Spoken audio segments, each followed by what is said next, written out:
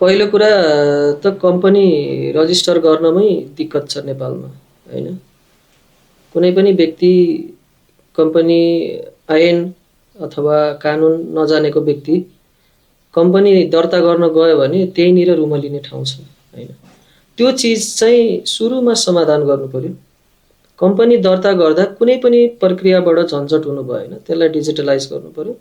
त्यो चिजलाई वान क्लिकमा हुने खालको बनाउनु पर्यो। सम्भवतः अहिले अलिक सहज चाहिँ छ, तर अझै 100% सहज भएको छैन। पहिलो खुड्किलोमा नै अप्ठ्यारो छ, हैन? रह्यो दोस्रो कुरा, कुनै पनि व्यक्तिले म स्टार्टअप गर्छु, म एउटा बिजनेस गर्छु भनेर आइसकेपछि त्यो व्यक्तिलाई राज्यले चाहिँ अफकोर्स हेर्नै पर्छ। स्टार्टअप गर्न आइसकेको मान्छेलाई स्टार्टअपको नीति नियम हुनुपर्छ, कानुन हुनुपर्छ।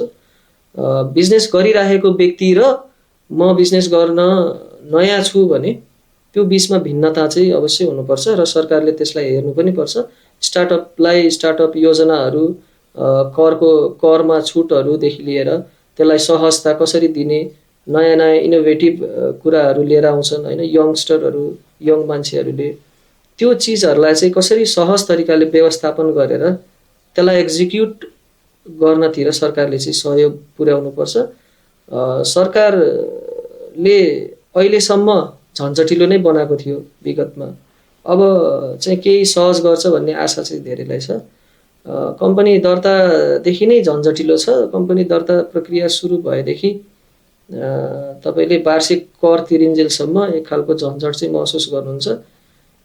तर त्यसलाई डिजिटलाइज गर्यो भने केही हदसम्म सहज हुन्छ र स्टार्टअपको पक्षमा चाहिँ ऐन कानुनहरू, स्टार्टअप सहुलियत, ऋणहरूदेखि लिएर स्टार्टअपलाई सुहाउने अथवा स्टार्टअपलाई राम्रो हुने नीति नियमहरू बनाउनुपर्छ जस्तो देख्छु।